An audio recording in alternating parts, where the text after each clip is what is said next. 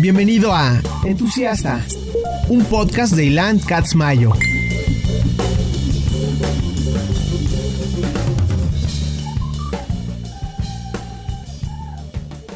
Entusiastas patrocinado por Skullcandy. Grandes earbuds, grandes audífonos, gran producto, se los recomiendo ampliamente.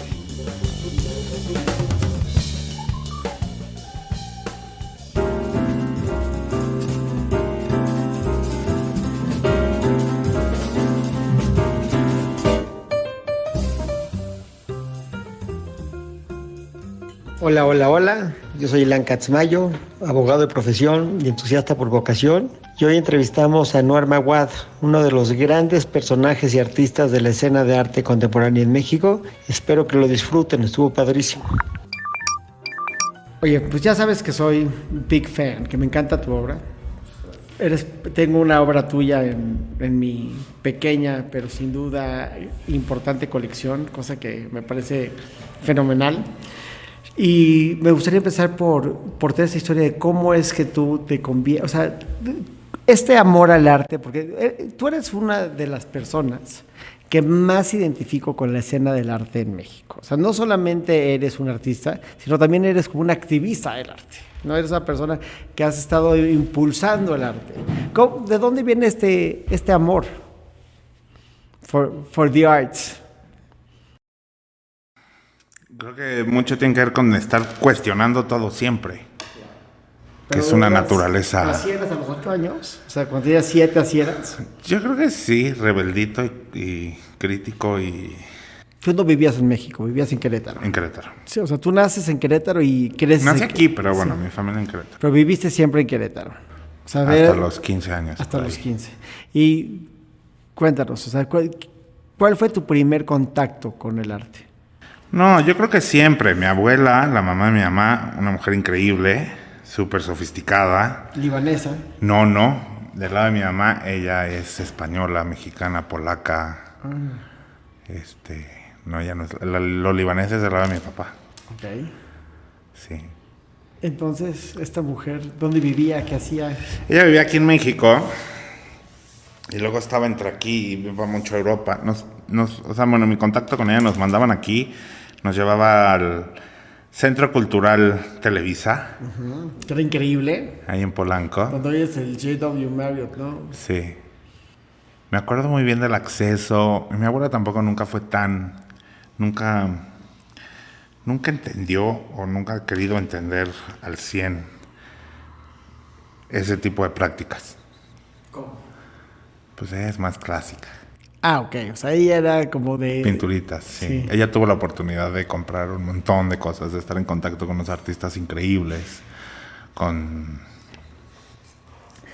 Pero no, también tenía esto que pasa mucho en México, que era esta cosa nacionalista de, no, mis artistas, mi México, y ya sabes.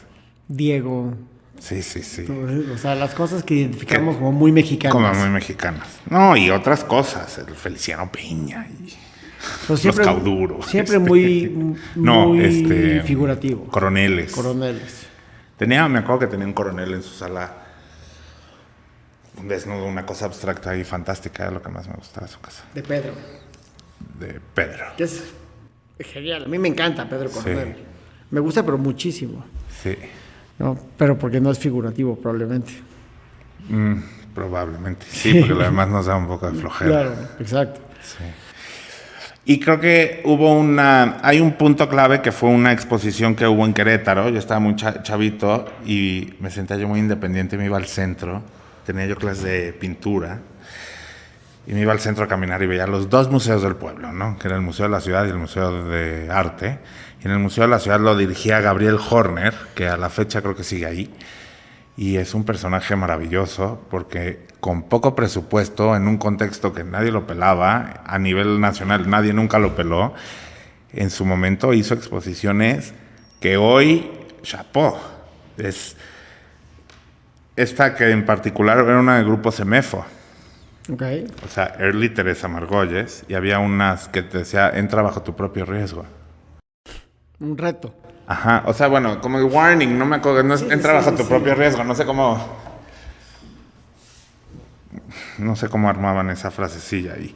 Pero lo que decía era allá tú, ¿no? Sí, como personas con problemas cardíacos, sensibles, como si fuera como si fuera carnaval, como si fuera casa de los espantos del carnaval. Y es una bóveda de cañón, es un ex convento con muros muy anchos, muy frío, y tenía este fog. Neblina. La neblinita, la maquinita. Sí. Y entonces llegabas y veías eso y decías, ¿qué es esto? Ya entras, vas respirando el humito y al fondo ves otro texto. Cuando llegas al fondo y te das cuenta que estás inhalando, respirando los líquidos de la morgue, de las víctimas de la violencia, de Juárez, de no sé qué. Es una confrontación fuertísima con la muerte. Y el goosebumps, escalofríos de pies a cabeza y sales como pedo, porque es volando. Gore, pero no nada más es gore, pero es real. Es real y es físico. O sea, es una violación. Lo tienes dentro, es una invasión. Invasión. Es una invasión. Sí. Pero no, yo lo sentí como violación. Sí. Fue muy traumante, o sea, me acordaba y me daba miedo en las noches y salí corriendo, me fui a bañar, me sentí muy molesto y me tomó años entender la pieza y cómo te puede cambiar la manera de ver el mundo. Tú desde tu burbuja muy feliz, o sea, una cosa es que lo lees y la otra es lo vives de algún modo. Y esa violencia aplicada al espectador no tenía nada que ver con la violencia de la gente, con la violencia real de esta historia. Claro. Y ahí es cuando dije, claro, y hizo todo sentido. Y ahí es cuando creo que mi interés por entender qué es todo este tipo de obra que no entendemos. ¿Y te vuelves artista ahí? Pues ya medio era, pero no entendía yo bien qué estaba haciendo. Y cuestionaba mucho, me acuerdo mucho que me perturbaba muchísimo los prints. Ok. ¿No? Es un grabado, es una gráfica. El 1 de 50, y yo, ¿qué? 50. Y ahí pero yo chavito, ¿cómo 50? Entonces cuestionar un montón de cosas. Ya estaba yo pensando en esas cosas, en esos momentos, porque pues era lo que había y con lo que tienes contacto un poco. Y aunque viajábamos a Europa, pues no entendía mucho, ¿no? Te topas con un Donald Judd y ¿esto qué es? Claro. Y entonces cuestionando, lo mágico fue cuando todo empieza a cuadrar y empiezas a entender que se va construyendo un lenguaje. Y es un puzzle, todo es un crucigrama. Y ese crucigrama son las herramientas, el contexto, la historia, y vas armándote de herramientas para resolverlo. Y esos misterios, cuando te topas con una pieza y te das cuenta que lo importante no es lo que ves, sino lo que no ves, y cómo te transmite y te abre posibilidades, mundos, te cuestiona el valor de las cosas, empiezas a darle ese extra, por otro lado. Si es un rompecabezas y como todo rompecabezas, es una prueba de inteligencia. O sea, si lo cachas, eres más inteligente. Si no lo cachas, eres menos inteligente. O sea, en tu forma de percibir el arte, si tú eres un cuate que entiendes el arte y te usan las cosas buenas, probablemente no eres un pendejo. Probablemente, pero yo creo que somos muy pendejos por lo mismo. Porque es que hay dos formas de verlo. O todo es un juego o nada es un juego. Todo es un juego, definitivamente todo es un juego. Pero depende cómo lo veas. O sea, si tú le das... No, porque vas leyendo y vas construyendo y o sea, ¿cuándo se hizo? ¿Qué contexto? ¿En qué país? En relación al mundo. Y vas marcando esta historia del arte como bitácora de la civilización. Y es maravilloso. Y empiezan a caerte 20 y empiezas a atender cuestiones básicas humanas a partir de esto combinado con historia, contexto y solución. Y es bien bonito, porque hay poesía, hay belleza, y hay intriga, y hay todo. Pero ahí está todo, el potencial está. Pero es como decíamos el otro día. Pero también son chaquetas mentales. Todos son chaqueta mental. Y si tú eres dueño del truco, ya chingaste. Y si el truco es dueño de ti, ya valiste madres. Es como el tema del cubismo, ¿no? Es decir, a ver, Picasso es dueño del truco. Kondo podría ser dueño del truco tal vez. Si no lo es, entonces es un güey que está haciendo algo más. Si es dueño del truco, entonces ya chingó, ¿no? Ajá. Pero who's to say? Es que es el dueño del truco en el momento. Es que no. Es que ahí estás revolviendo cosas, creo. Sí, seguramente. Porque también está un factor, que es el mercado. Sí. Que no tiene nada que ver con el contenido de la obra. No sé. Al 100. O sea, sí, yo entiendo que las cosas son caras, primero porque son valiosas. Y es importante que las cosas sean caras cuando son valiosas para que la gente los cuide. Pero hay otras cosas que mantienen los precios caros porque hay muchos intereses en que ciertas cosas siempre sean caras. O sea, hay un gran interés en que los Warhols siempre sean caros.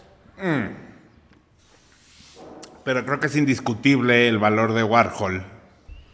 Sí, ese no es mi punto. Mi punto es, ahorita se vendió el Marilyn sí, bueno, los precios ridículos sí. Y el tema de... No, lo que pasa es que ahí ya cambia. Ya no es el valor simbólico, ya es el valor comercial nada más. Y ya es un commodity, ya es un asset ahí. Ya lo usan como otra cosa. Mira, si habían 50 Marilyns en el mundo, o sea, 50 Marilyns de Warhol, y por decir algo, 35 están en los museos. ¿Cuántos sobran? 15. De esos 15, ¿cuántas personas tienen más de uno? Pues imagino que más de uno tiene más de uno, que varias personas. Tengo una amiga en Houston que tiene como 8. Exacto, que tiene varios Marilyns, ¿no? Entonces, si tú tienes 4 Marilyns o 3 Marilyns, te costaron en su momento 10, 11, 12 millones de dólares o 20 millones de dólares, y sale uno en Sotheby's y lo puedes comprar en 195, pues ya chingaste, porque los otros 4 que compraste en 12 ya valen 195. Es una mentira también eso. No, porque ese es el precio. Ese es el precio en el que se vendió. O sea, ya no vale 12, ya vale un chingo. Y un chingo más. Pero no vale eso. ¿Por qué? Porque la subasta es un fenómeno y es dos locos pujando. Sí, y aparte como las cosas suben pueden bajar. Tú vuélvelo a vender en subasta, a ver si sale lo mismo.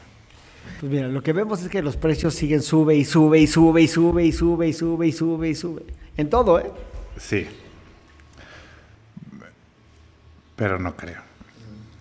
¿Qué tanto no? Hay artistas, podemos hablar del boom de los post-internet. Sí. Casos como, ¿cómo se llama? Lucian Freud, no, que era Oscar Murillo. Sí, Oscar Murillo, David Jordan. Sí, no. Bueno, es que Oscar Murillo ya había un grupo de artistas que empezaron a... Pero el que estaba empujando o calentando a Murillo era sudafricano pelón Stefan Simkovich, ¿no? Sí. Que es como el villano del mundo del arte. Sí.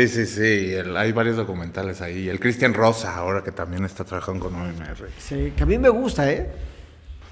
Sí, o sea, vi hace tiempo, creo que en Naunes, un video de él, de su obra, ¿no? Que pues, fue hace 4 o 5 años, de esta cosa que estaba haciendo, creo que en LA, como de arte con referencias muy claras. Se parece mucho a otras cosas, ¿no? Se parece mucho tal vez a cosas de Twombly, o no, o sea, tiene como muchas referencias de otras cosas, ¿no? Y eso todo lo tiene, pero hay unas más que otras. Sí, ¿no? Pero no es, o sea, no es obra fea. Lo que pasa es que sí, habrá que ver. ¿Cómo te escogen como un consentido del mercado? Eso tiene mucho que ver con cosas que tal vez no están directamente relacionados exclusivamente a la calidad de tu obra. Tiene que ver mucho con cómo van a vender tu marca. De si eres un brand o no eres un brand. Un montón de factores, es multifactorial y es un golpe medio suerte y medio conectes y es estrategia y es marketing, es un montón de cosas. Entonces, tú estudiaste arquitectura. ¿Dónde estudias arquitectura? En Autla, en Puebla. En Puebla. O sea, internado, viviendo en Cholula. Con vacas y pulquerías, porque no había ni calles ni Starbucks, ¿eh? Era otro México. Era otro México. Que estaba poca madre. Sí, la pasé increíble. Y terminas arquitectura y tú sabías que querías ser artista. Me vine a la Esmeralda. Ok, que es de Bellas Artes. Ahí en Churubusco. En Churubusco, sí. ¿Cómo es? Lo odiaste. Lo odié. Pero primero, antes de lo odiar, ¿cómo es que decides cursar otra carrera? Porque era una carrera, era un bachelor's, no era una maestría. Porque también siempre está esta cosita que te decían que no puedes, que tienes que ser productivo, que tienes que estudiar. O sea, son como todos los clichés. Sí, no puedes solo ser artista, tienes que ser arquitecto también. Tienes que ser un ser productivo en esta sociedad. Y ser artista no es ser productivo, apparently. Claro. Parecería, bueno, conozco a muchos artistas que le va mejor que a muchos arquitectos. Sí, no, sin duda. ¿No? Entonces te vas a la Esmeralda. Me voy a la Esmeralda, estuve ahí 3 semestres y salí corriendo. ¿Por?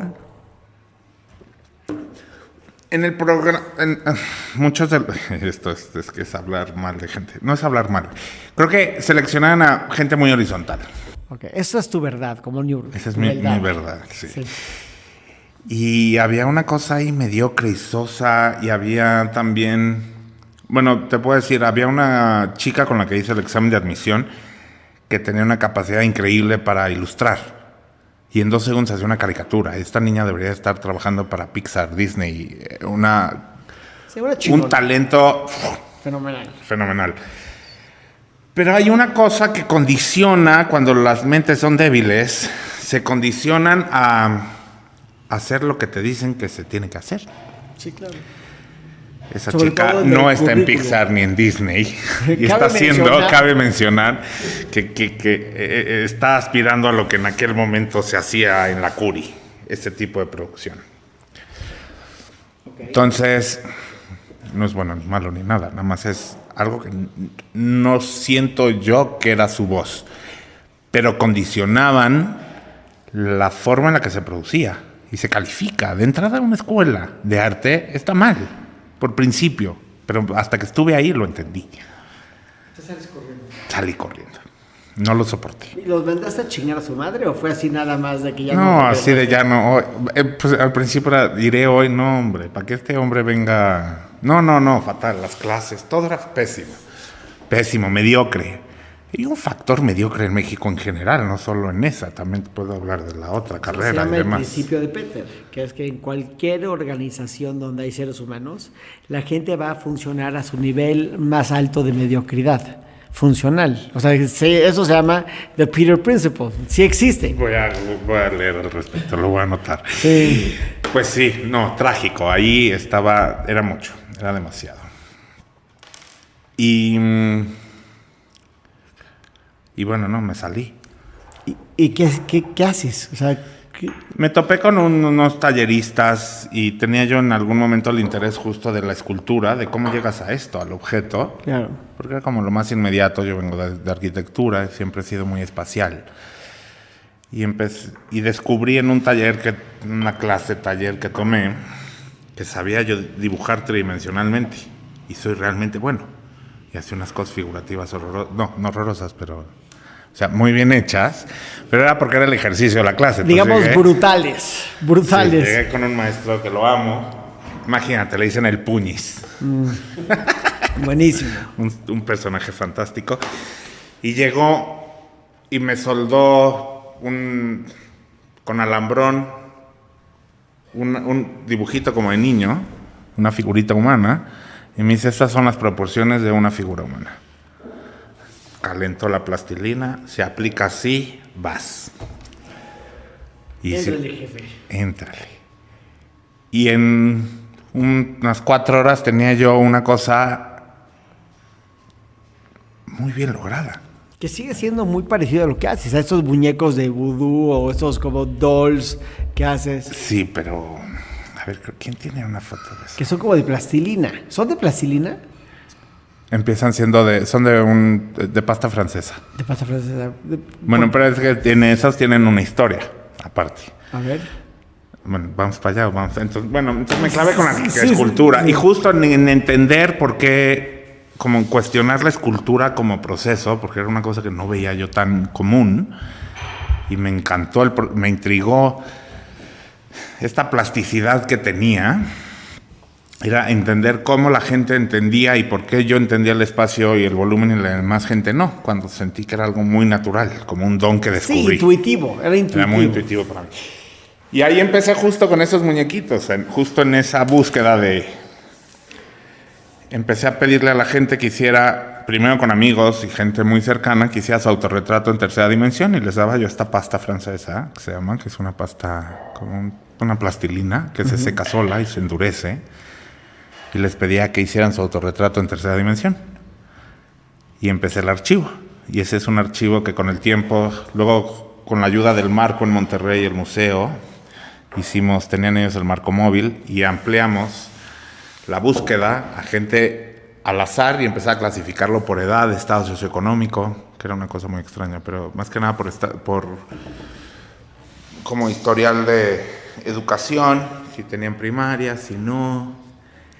Y era increíble los resultados, empezabas a ver patrones de cómo nos reflejamos en esos autorretratos. Bueno, las lecturas para eso son infinitas, porque claro, hay una parte psicológica, el trauma, ¿no? Que tampoco sé leerlas, pero ahí están. Pero al verlo, me empecé a dar cuenta que había patrones, y uno de ellos, el más constante, es que los adultos los tienden la cantidad de material ahí está, pero tienden a entregarte la pieza como un ginger cookie. ¿Cómo? Yo te doy material para que hagas esto. Ellos lo aplastan. Ellos lo aplastan. Y entonces como hot cake, lo levantan, ya acabé. Y entonces dibujan sobre material, o sea, el volumen es ese, pero siempre en plano. Muchos niños también, pero en los niños es mucho más común toparte con construcción. O sea, con un ejercicio tridimensional en el sentido que va hacia arriba y lo rodeas y lo giras y lo entregas más como objeto. Sí, no traen esa deformación de entender el mundo plano, ¿no? Y las comunidades más pobres con los niños era donde teníamos resultados más increíbles, más juguetones. Y yo lo atribuyo, o sea, todos son hipótesis, pero lo atribuyo a que al no tener televisión, internet, Nintendo, ya sabes, no saber leer, juegan con el objeto, sí, claro, la basurita, el cartón. No tiene referencias de pantallas, todo es en su mente. Creo que estamos condicionados a ver el mundo a través de las imágenes. Sí. Por eso nos desarrollamos como civilización con la lectura, con la palabra escrita. Y entonces ahí empieza una relación con el plano. Y la historia del arte, ahí también, ¿no? A pesar de que, bueno, siempre las primeras piezas se consideran la Venus de Willendorf y todas estas figurines, ¿no? Prehispánicos y... Sí, prehistóricos. Ajá. Prehistóricos. Porque al final del día, pues los neandertales pues estaban dibujando animales en las paredes. Habría que checar, no lo sé. ¿Qué son antes, las cuevas de Altamira o la Venus de Willendorf? ¿Qué es más viejo? No sé, yo me imagino que las cuevas. ¿Crees? Podría ser. Pero bueno, esta búsqueda de entender el espacio y ver cómo la gente no dimensionaba, lo veía yo también como arquitecto, que la gente, o sea, el 98% de los compañeros o incluso los maestros no tenían inteligencia espacial. ¿Sí, estos son arquitectos? ¿Es en serio? Es como hasta resolver el detalle podría ser de una bisagra, de una puerta, de cómo abre. O sea, hay cosas tan sencillas que de pronto los ves operando y dices, no. Asombroso el nivel de pendejez. El nivel de pendejez, pero creo que tiene que ver con que no estamos preparados no lo hemos desarrollado como habilidad culturalmente.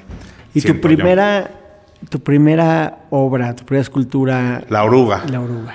¿Cuál es? Que es increíble, esa oruga negra, padrísima, que hoy se está en Jumex, ¿no? Está en Jumex. ¿Cuál es la historia de la oruga?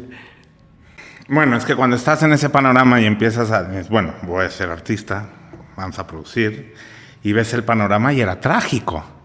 Había 4 galerías respetables donde no te saludaban ni al entrar, porque pues no te conocen.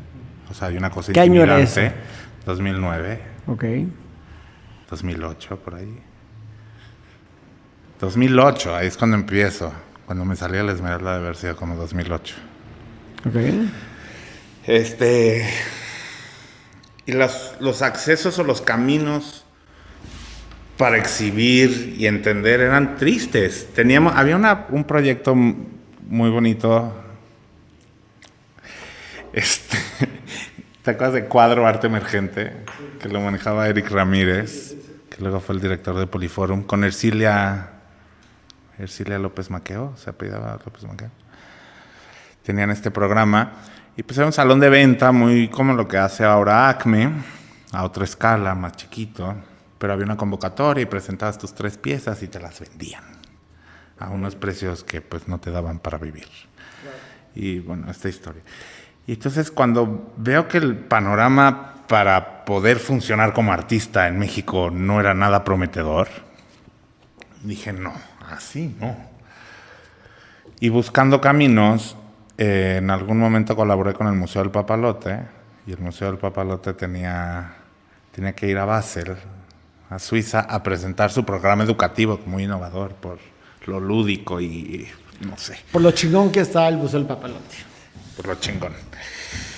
Y con Berta le dije, Berta, llévame. Quiero ir a la feria. Y me dice, pues vente. ¿Puedo poner obra mía? Sí, claro. A ver, tu booth. O cómo es el espacio, ¿no? Y pues tenía un lugar de 2x2 de publicación. Mini, sí. No, ni de broma. Vamos a hacer un malentendido. Y me inventé el malentendido, me eché un volado, hice la pieza de 6 metros con la intención de que no cupiera para que lo tuvieran que dejar en la entrada de la feria. Y con la pieza fresca, o sea, me acuerdo que se fue fresco, o sea, el último coat del terminado de la pieza estaba fresco, pero si no, no llegaba. Entonces... Ni pedo. Sí, yo sufrí. Ya, la mandamos en avión, que también hasta lograr el transporte no lo hice por los medios normales. Yo también había una parte muy ingenua de mi lado, de no entender un montón de cosas. Y llega la oruga Basel. Y todo el mundo, ¿de qué? ¿Con quién viene? Yo no... El Papalote, el Museo del Niño. No estamos aquí invitados, pero aquí está la oruga. Entonces en invitación llega la oruga y se instala en la entrada de la feria. Y yo estuve durante toda la semana sentado junto a mi oruga a ver si alguien preguntaba. Sí. Yo iba a venderla. Yo me iba a saltar todos los cuadros arte emergente que había, ¿no? Y triunfar, según yo. ¿Y vendiste la oruga? Obvio no. Nadie ni siquiera se acercó. Creo que lo bonito de la pieza, o sea, es que fue casi un performance estar ahí sentado. Fue un performance llevarlo sin invitación. Fue como un Bansky a una feria sin estar invitado, sin tener ni galería, ni permiso. O sea... Sí, es un testimonio a la osadía de llegar y presentar una obra. De ver a los procesos del mundo del arte.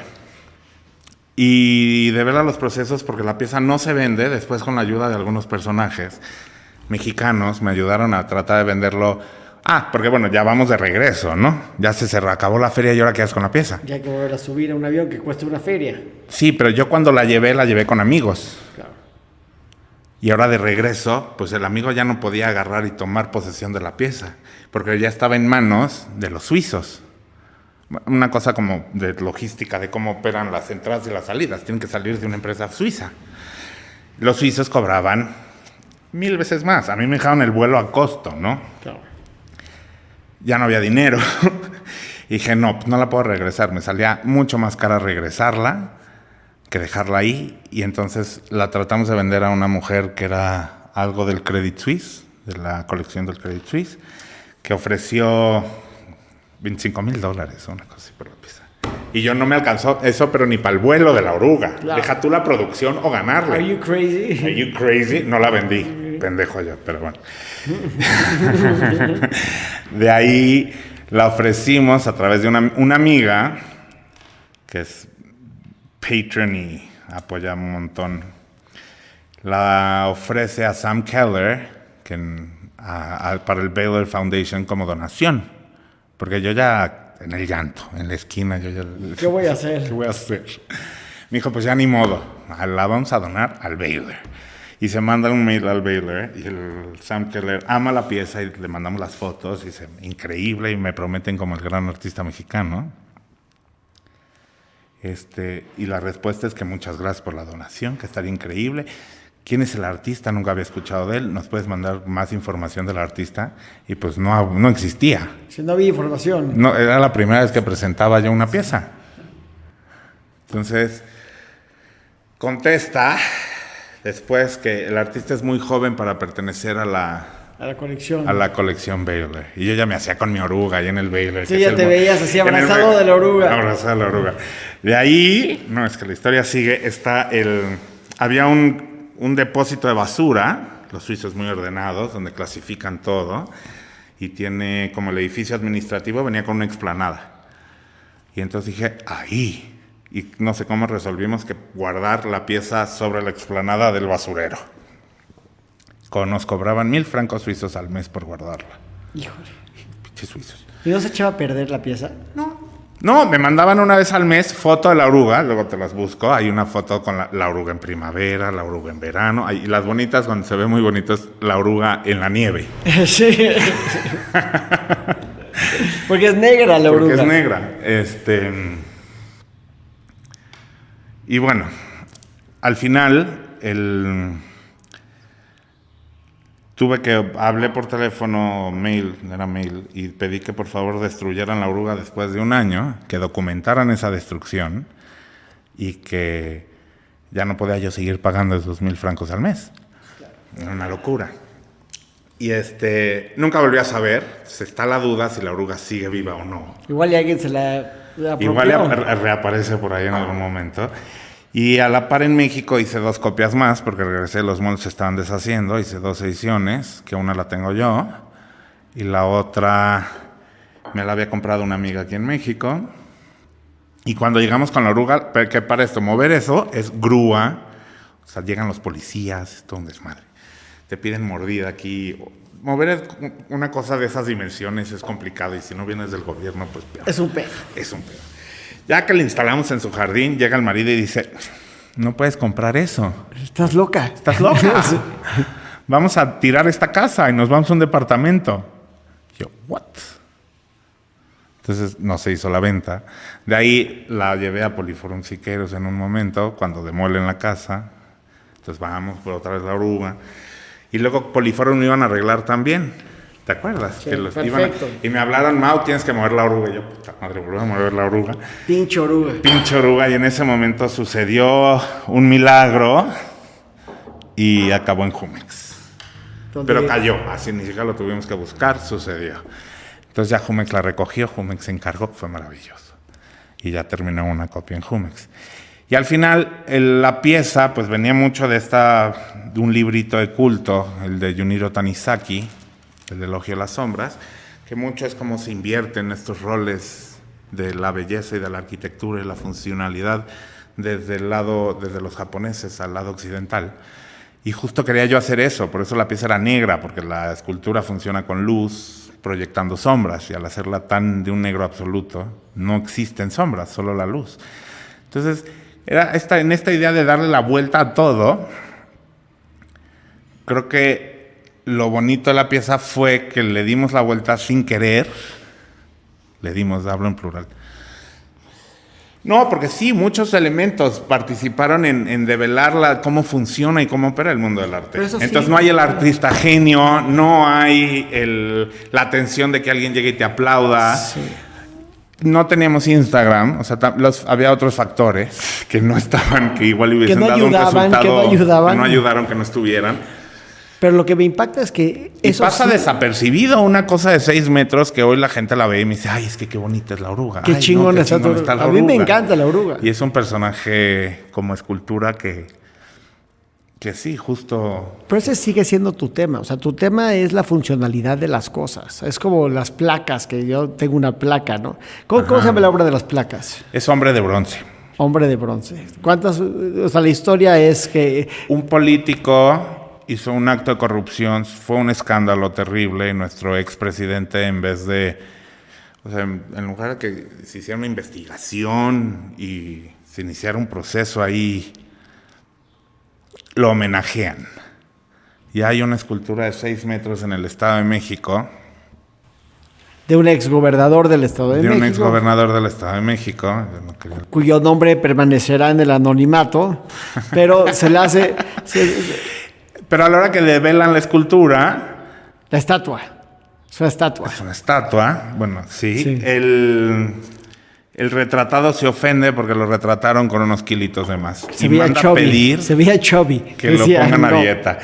Y entonces se repite la escultura, y al repetirse la escultura es donde yo entro y al final se vuelve, acaba siendo el metal. Creen que la escultura vale por el bronce, la escultura vale por el proceso que implica el bronce. Entonces da lo mismo que sea bronce nuevo que sea bronce viejo. Entonces a la hora de repetirlo, yo lo que hago es con la pieza que me quedo, se corta en pedacitos y se derrite y se tira al piso. Y entonces es como liberar al material de toda la carga simbólica que traía y dejarlo fluir. Y son estas placas que... Salieron 52 placas. 53 placas. 53 placas. Es increíble porque, primero, el acto de que hagan una estatua de tu cuerpo, un busto, es un acto en el cual te tienen que arrojar a la cara un material para que se pegue, ¿no? El molde, el dices. molde. Sí, esa es otra parte de esa misma serie. O sea, Que pero sí es cierto, o sea, Sí. para hacer un molde de tu cara, son como pastelazos. son pastelazos. De yeso. Bueno, lo que pasa es que hay procesos, ya hay esculturas como la oruga, fue un molde de silicón, pero como no había mucho presupuesto, fue un silicón muy chiquito, por eso tuve que hacer, o sea, corría riesgo de deshacerse. Pero en estas piezas habitualmente pues hacen una. ¿Quién quiere otro presidente municipal? Lo hacen para su oficina, listo, pum, ¿no? Y se homenajean entre ellos, y es una cosa, una dinámica rarísima. Es absurdo. Es absurdo, pero gracias a ellos sobrevive la tradición escultórica de las fundiciones en México. Sí, Que la calidad se la haría. es increíble. Pocos, porque el costo es alto, y pocos artistas contemporáneos trabajan con escultura. Entonces siempre están haciendo monumentos y siempre hay un nuevo Benito Juárez, por supuesto. Pero si llega un güey y dice, quiero que hagan una estatua de mí y la pongan en mi jardín, diríamos, está loco este güey, está loco. Pero si eres presidente municipal y dices, quiero que en la rotonda pongan la estatua de mi antecesor, van a decir, sí, claro, por supuesto, eso es muy razonable. En los palacios de gobierno, ¿no? Más que en el espacio público, porque tampoco son tan... Bueno, sí, la del Estado de México sí es una mentada de madre, pero hay muchas. Sí, claro. Y son parte del culto. Son falsos de la héroes ahí. Son falsos héroes y al final del día es el hecho que tú hayas agarrado una escultura de bronce y la hayas hecho 52 placas de bronce, es un testamento a la frivolidad de la vanidad. No, es decir, esto se hizo para ti y hoy vale mucho más dinero hecho una placa colgado en una pared. Y está colgado en varias paredes, ¿no? Y vale más, porque tú decidiste aplastarlo y hacerle una placa. Sí. ¿No? Y eso vale mucho más que la imagen del exgobernador. Sí. Que es un testamento a la vanidad. Está cañón. Pero estos procesos, o sea, todos estos ejercicios, estas esculturas, todo es para entender cómo nos relacionamos con estos objetos, ¿no? Y cómo funcionan estas estructuras atrás de la historia de cómo opera también el mundo del arte. Pero creo que acabo de combinar dos cosas. Pero ese es tu tema. Tu tema es la funcionalidad y la crítica al mercado o al juego del arte. Sí. Y también veo, o sea, por ejemplo, estos bustos que tienes uno aquí en la casa que me encantan. No sé cuántos bustos has hecho, pero este tema del busto que me encanta, se me hace increíble, es un busto negro, que es reconocido como un busto, pero la cara es anónima, no hay nadie ahí. Es también como un tributo al proceso y es también destruir, es lo que estábamos hablando del pastelazo. Entonces en el proceso encargan, vamos a hacer ahora un busto de... ¿Quién te antoja? Ilan. ¿Va a ser político? No, pero bueno, perfectos de la plática. Sí. Y entonces tienen el figurín retratado en plastilina, es lo que habitualmente se hace, y le tienen que aventar el yeso, los pastelazos, y son unas cachetadas. Entonces tienes a este equipo, esta fuerza de trabajo, que tienen a los políticos que todos odiamos. Yo siento que todos odiamos. Yo no entiendo quién va y aplaude por una torta, pero luego ni por la torta. O sea, no entiendo el hueso, de qué tamaño tiene que ser para que... La simulación de la adulación a la clase política. Pero bueno, ahí los tienes y les tienes que dar la cachetada con el yeso. Esta cachetada es fantástica porque hay una cosa de performance ahí, de slap. Y no es un pastelazo, son chingos de pastelazo y pesados. Y es el debe de doler. El chiste es que se liberen las burbujas de aire y haga un mejor registro de la pieza. Y al final, bueno, se hacen taseles, se corta ese yeso, bueno, viene como segmentado, y de ahí para amarrar esas piezas se le ponen alambres. Y entonces es esta capa de... Lo que hice fue ir coleccionando estos moldes de personajes corruptos. Ahí está un pederasta por ahí, casos asquerosos. ¿En qué momento? ¿Sabes? Entonces tienes ahí los moldes y yo lo que hice fue hacerle un molde al molde. Y esa es la escultura para pasarlo a bronce. Y también quedan los ready-mades, también están los yesos originales, como pieza, porque nada más es sacarlos de contexto. Pero entonces es como agarrar los ejercicios de diferentes personas, no todos dignos de nuestro respeto, y dejarlos en el anonimato aquí puestos, ¿no? Uh-huh. ¿Y cuántos bustos hiciste? Bueno, no hay tantos. En bronce nada más hubo 2. Probablemente luego me aviente otros. Y ready-mades coleccioné, llegué a juntar como 12. Qué padre. Y te hace pensar un poco acerca del tipo de personalidad que tienes que tener para querer ser un político mexicano, ¿no? O sea, ¿qué tipo de narcisista tienes que ser para querer estar adulado de esa forma? ¿O será un ejercicio sobre el poder? Porque una cosa es ser un tecnócrata y otra cosa es ser un político que sale a hacer campaña.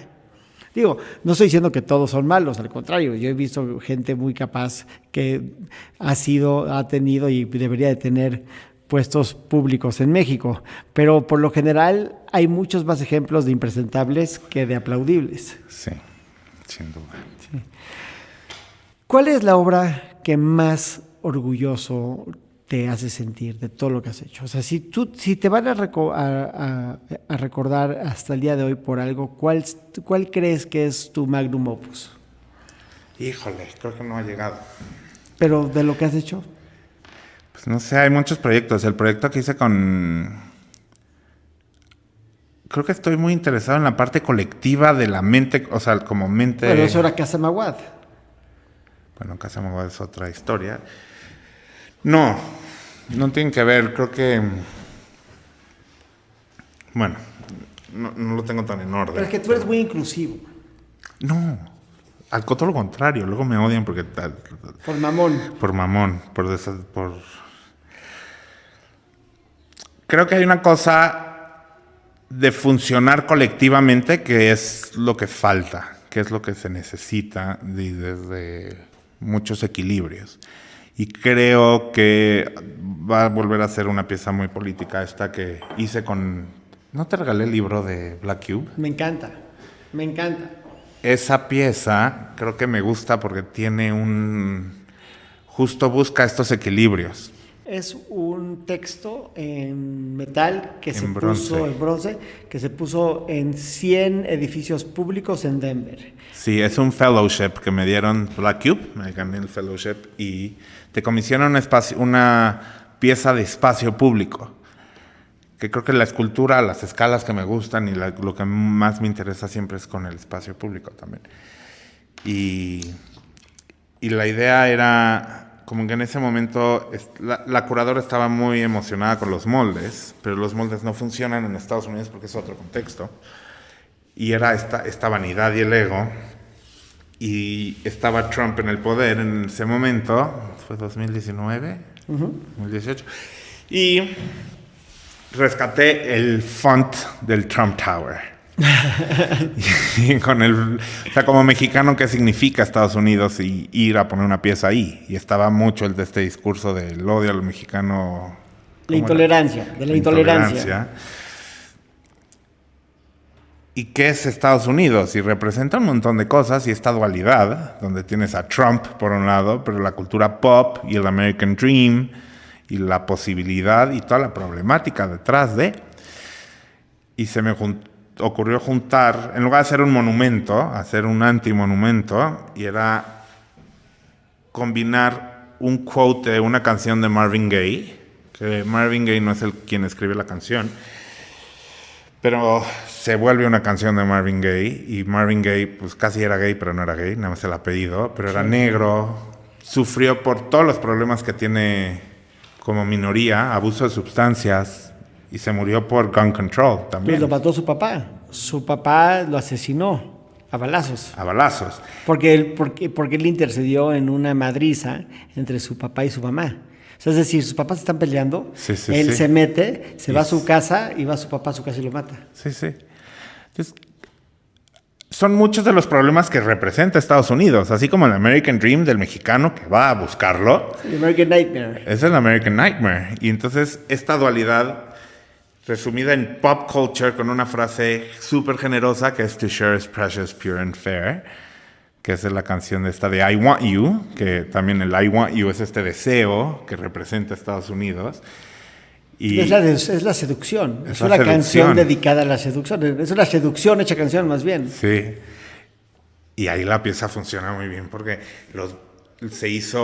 se cortó a mano cada letra, se hicieron 100 letreros en bronce, que decía la frase. Y ahí siguen. Y se donaron, se regalaron a quien estuviese dispuesto a ponerla en su fachada. O sea, viendo la calle. Viendo la calle. Tiene que ser, o sea, las fachadas. Tuvimos muy buena respuesta. Bueno, Black Cube tiene mucho cariño ahí en Denver. Y hubo muy buena respuesta. Y pudimos escoger los espacios. Entonces había escuelas, bibliotecas, incluso el DAM, el museo, se queda con una. Pero se seleccionaron los espacios donde hay un poquito más de tráfico peatonal y gente que podía topárselo, cafeterías, escuelas, y fue todo un fenómeno. La gente inauguraba su pieza y les encantaba, o sea, este tipo de activación de... Sí, aunque tal vez no entienden todas estas cosas que están en su texto. Sí, Algunos sí. Hay partes de la historia que sí. La frase es positiva. Y era chistoso porque cuando se instalaban las piezas había Trump supporters que nos mentaban la madre. Y luego había anti-Trumpers que también. Porque no entendían. Porque no estaban entendiendo. Y justo el chiste es detonar estas conversaciones y que colectivamente se llegue a un momento de balance. Lo que es chistoso es que todas las frases asociadas con la empatía están relacionadas con la izquierda y todas las frases relacionadas con la supremacía están relacionadas con la derecha. Es absurdo. Es que yo creo que no hay... la izquierda se vuelve derecha y la derecha Es lo que se decía agarra de la izquierda. Eddie Izzard, decía que en los opuestos... en los extremos los opuestos se encuentran. Entonces decía que es la diferencia entre verte super cool y verte super idiota. O sea, es un paso. No. O sea, si ves a David Bowie vestido así en 1982 dices, güey, super cool. Si yo me trato de vestir como David Bowie en 1982 voy a ser un pendejo, voy a decir, es un pendejo, ¿no? O es como decir Hitler y Stalin, ¿no? Son totalmente opuestos, pero se parecen en muchísimas cosas. ¿No? En efecto. En efecto. Oye, ¿Qué pues, más? ha sido maravilloso Ya poder acabamos. conversar contigo. Sí, ya, ¿cuánto llevamos? 47 minutos. Ya. Tenemos que terminar antes de una hora. Ese es el secreto para que nos escuchen. O sea, 50 minutes es como... Es el límite, entonces nos quedan 10. Sí. O ya acabamos. No, sí. No sé. Nos quedan Podemos como, hablar nos quedan otra vez de como la Coca-Cola. nos quedan como 5 buenos minutos para terminar. Pero antes de terminar, ¿Qué otra pregunta de personaje, historia? de estas fonts, de esto, Ajá. del proyecto, ¿cómo se llama el proyecto de Black Cube? Share. De Share, ya no tienes. No, o sea, fue una edición de 100 que se regalaron con unas pruebas de autor que me quedé yo y Una. las regalé también. O sea, No, se hicieron 10 pruebas de autor. ¿Y ya no tienes ni una? Ya no, las Nada regalé, más. todo se regaló. Nada más tienes, o sea, vas la tuya, tienes una. Yo tengo una, sí, me quedé con una. Deberías hacer otra, ¿eh? Otro share, Sí. pues habría que hablar con, no sé. O hacer otro igual. O sea, con otra frase. Pues es que responde al momento, al contexto, ya. Sí, entiendo que estaría Sí, fuera. estaría un poquito complicado. Pero el contexto de México hoy, con la violencia, con los feminicidios, Con los dichos de tu presidente. con los dichos del presidente, de todos los mexicanos. La división. En la Ciudad de México, o sea, hacer un proyecto así en la Ciudad de México sería increíble. Pues habrá que ver cómo se da. O sea, encontrar una frase que empodera a las mujeres. Habría que hablar con la jefa de gobierno. Pero una frase que empodera a las mujeres. Híjole. Pues, yo creo que sería increíble. Sobre todo dedicado a...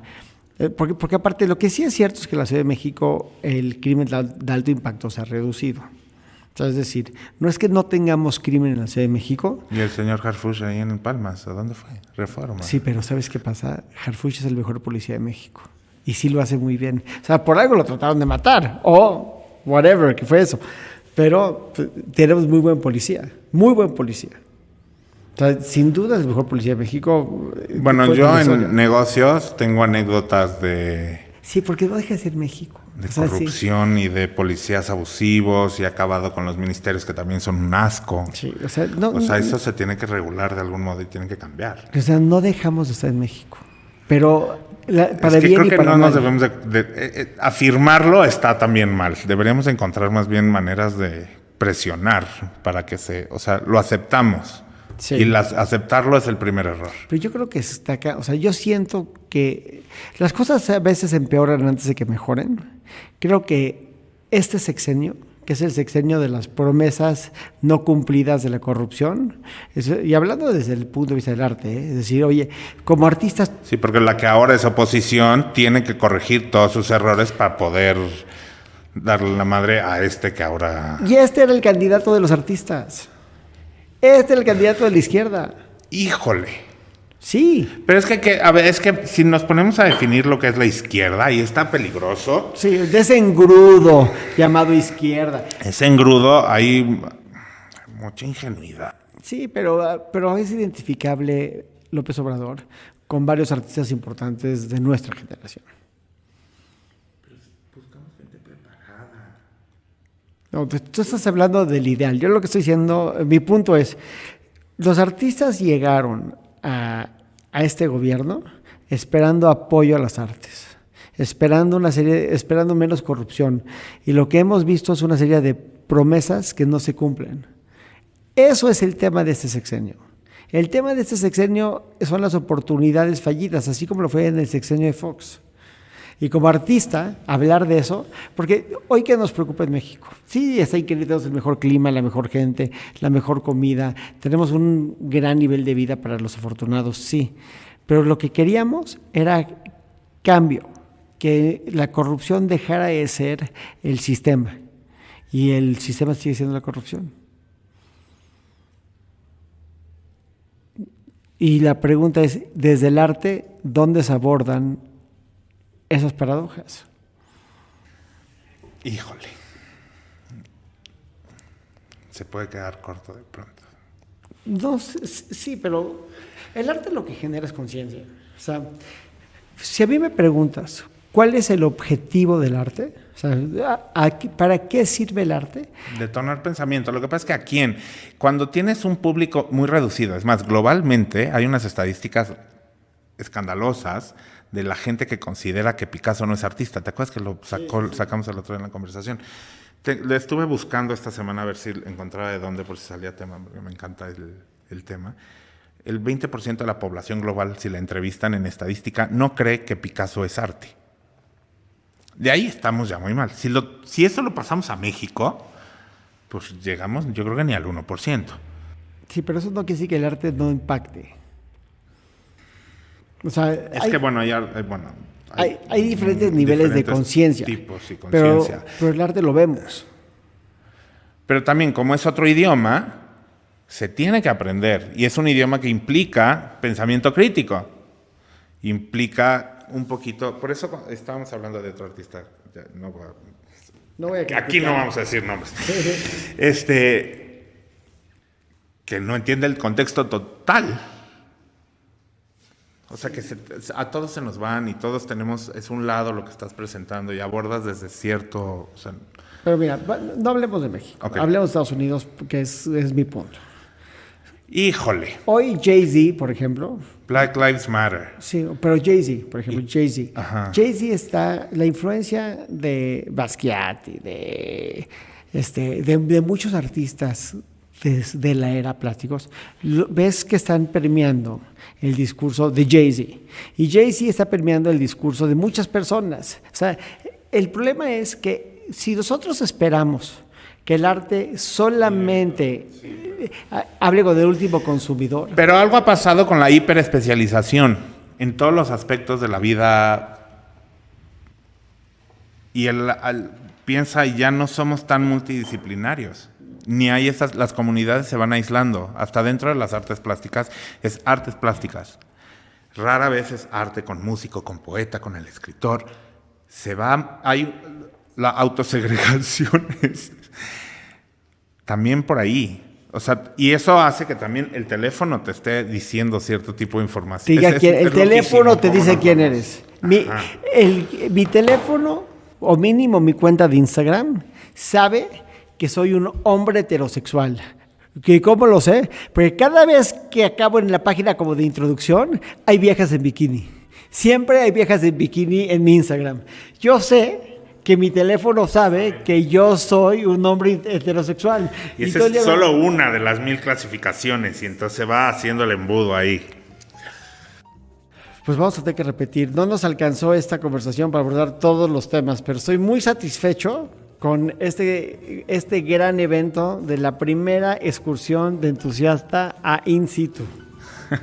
Sí. Muy bien. Salud.